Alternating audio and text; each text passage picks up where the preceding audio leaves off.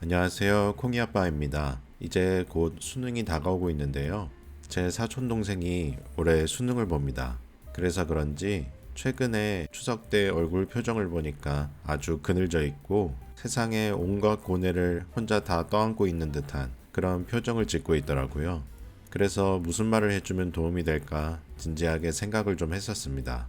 근데 실제로 하지는 못했어요. 왜냐하면 숙모네 집안 분위기는 공부 열심히 해서 좋은 대학 가고 좋은 데 취업해야 하는 그런 분위기인 것 같아서 초치는 말을 하고 싶지 않았습니다.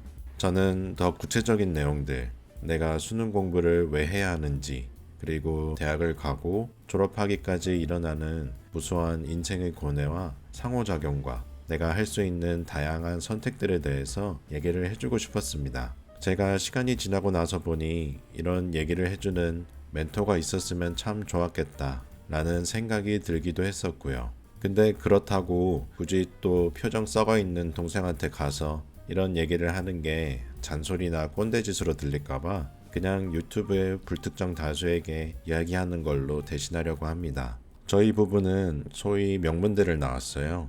저는 성균관대 학부를 졸업했습니다. 생명과학하고 심리학을 전공했고요. 대학 등록금은 4년 전에 다 장학금을 받았습니다. 성적 장학금이랑 저희 집 소득 분위에 맞춰서 나오는 국가 장학금 이런 것들로 꽉꽉 채워서 공짜로 다녔고요.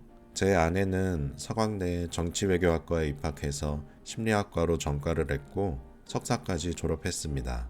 둘 다 재수는 하지 않았고요. 저희 인생 스토리를 여기까지만 아는 사람은 와, 좋은 대학 나와서 잘 살겠네, 부럽네 이런 얘기를 자꾸 합니다.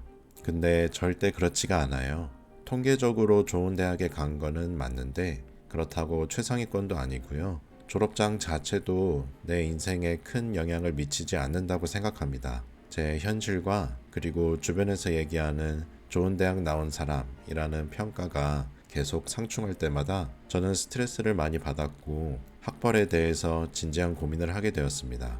회사에 처음 다닐 때에는 분명히 대학 간판이 영향을 주니까 제가 아무리 고민을 해도 그 영향력에서 벗어날 수가 없었습니다. 하지만 제가 퇴사를 하고 기존의 전공 지식이나 대학 간판이랑 전혀 상관없이 학력에 진입장벽이 없는 일을 하게 되어서야 학벌에 대한 생각이 좀 정리가 되었습니다. 파도 속에서는 바다가 보이지 않는 거랑 똑같다고 봐야겠네요.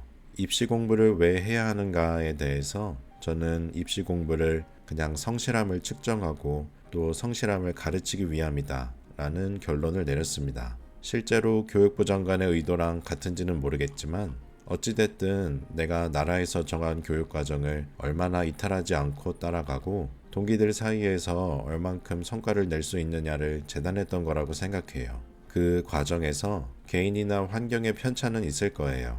똑똑한 애들은 조금만 노력해도 금방 앞서가고 좋은 동네에서 비싼 사교육을 받는 애들은 금방 앞서가고 그럴 수 있어요. 근데 저 같은 사람은 진짜 갈아 넣어야 앞서갈 수 있거든요. 저는 학원 갈 돈이 없어서 문제집 완자랑 자히스토리만 주구장창 풀었어요. 대한민국에 수능이 도입된 이후에 나왔던 모든 모의고사를 인쇄해서 다 풀었고요. 그런 식으로 성과를 낸 겁니다. 엄청 비효율적이었죠. 그 말이 무슨 말이냐 하면 뒤처진 사람들이 쫓아가지 못하게 되어 있는 시스템이 아니다라는 거예요. 성실함을 잘 갖추고 유지할 수 있는 사람이면, 즉 자기 자신을 갈아 넣을 수 있는 사람이면 얼마든지 역전이 가능하다는 얘기입니다. 대학을 가서도 마찬가지예요. 적어도 학부생까지는 정해진 커리큘럼에 따라서 수업을 듣잖아요. 내가 전공 과목을 선택할 자유가 있긴 하지만 결국에는 학생들끼리 같은 시험을 보고 결과에 따라서 A냐 B냐가 비율대로 세워집니다. 이런 시스템은 그냥 고등학교의 연장선이 아닐까 싶어요. 다만 입시 공부는 수능을 보기 위함이고 대학은 그런 하나로 정해진 구체적인 목표는 없죠. 취업이라고 할 수도 있겠지만 회사에서는 학벌과 학점 외에도 다양한 요소로 지원자를 평가하니까 꼭 맞는 말은 아닌 것 같습니다. 그런데 학벌은 성실함의 잣대이다, 이런 논리라면요. 성실성을 이미 갖추고 있는 사람은 굳이 대학이 필요하지 않다는 결론에도 이르게 됩니다. 그런 사람은 뭐든지 할 수 있는 사람이고 그 과정에서 좌절하더라도 언젠가는 목표에 도달할 수 있는 사람들이라고 생각합니다. 그런데 급식들 중에서 요즘 급식이라는 말을 쓰는지는 잘 모르겠지만 고등학생이 자신의 성실성에 대해 객관적으로 생각하고 평가할 수 있는 성숙한 사람이 별로 없을 거잖아요. 그러니 수능을 준비하는 과정을 통해서 나의 성실성을 알아보고 또 개발하는 거라고 생각할 수 있는 거겠죠. 그래서 저는 제 사촌 동생이나 혹시 내가 수능을 앞둔 자녀가 있었더라면, 그리고 그들이 공부라는 것에 대해서 회의감을 느끼고 있었다면 이렇게 얘기를 해주고 싶어요. 너가 만약 지금 명확하게 하고 싶은 게 없다면 그게 생기기 전까지는 공부를 그냥 밥 먹고 자는 것처럼 당연하게 해야 할 일이라고 생각하고 열심히 해서 좋은 학교를 가는 게 제일 좋다. 그래야 나중에라도 하고 싶은 일을 찾았을 때 더 편하게 할 수 있게 될 거다. 그래서 대학을 가야 하는가에 대해서 정리를 하자면, 내가 성실함을 증명하기 위해서라면 좋은 대학을 갈수록 좋지만 성실함만으로 또 인생이 완성되는 건 아니기 때문에 대학이 모든 걸 결정하지는 않는다. 이렇게 얘기할 수 있을 것 같습니다. 성실함 이후에는 공부란 무엇인가에 대한 고민이 더 필요할 것 같아요. 저는 제 삶을 조금 더 발전시키고 성숙하게 하는 데 필요한 모든 것들이 다 공부의 영역으로 치환된다고 생각합니다. 내가 지금 상태를 영원히 유지하고 싶은 게 아니라면 내가 살아가는 데 필요한 모든 것들을 공부해야 한다는 얘기가 되는 거죠. 그래서 한시라도 빨리 공부라는 단어 자체랑 조금 친해져야 한다고 생각합니다. 보통 힘든 학업을 마친 우리들은 공부라는 단어를 들으면 귀찮고 힘들고 이런 부정적인 감정들이 연상되잖아요. 그러지 말고 의식적으로라도 공부를 성장과 행복을 떠올릴 수 있도록 긍정적인 감정과 함께 연결시킨다면 앞으로의 삶이 조금 더 편해지지 않을까, 이런 생각을 해봅니다. 마지막으로 재수, 삼수 혹은 그 이상을 꼭 해야 하는가에 대해서도 얘기를 해야 할 것 같습니다. 저는 앞서 말했던 이유들 때문에 수능을 여러 번 보는 행동을 하지 않았으면 좋겠어요. 많이 봐줘도 재수까지만, 딱 1년만. 그 이상은 내가 입시 환경 외에서 배울 수 있는 기회들을 너무 많이 날리는 게 아닌가 하는 생각이 듭니다.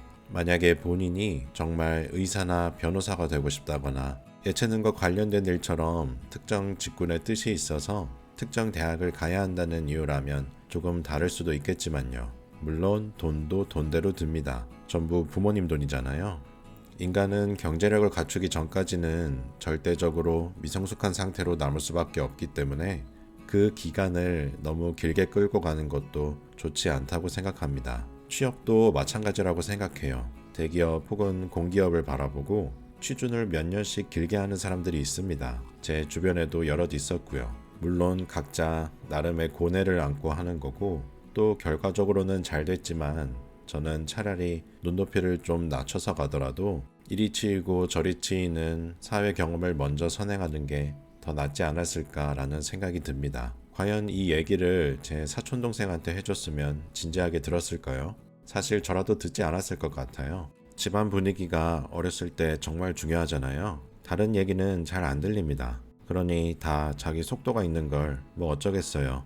저처럼 고생하면서 뒤늦게 혼자 배우는 사람도 있고 똑똑해서 빨리 깨우치는 사람도 있고 또 주변에 가르쳐주는 사람이 있는 좋은 환경인 사람도 있고 그런 거겠죠. 다만 그 과정에서 너무 고통스러워하지는 않기를 바라면서 오늘 영상은 여기서 마무리하겠습니다. 행복한 하루 되세요.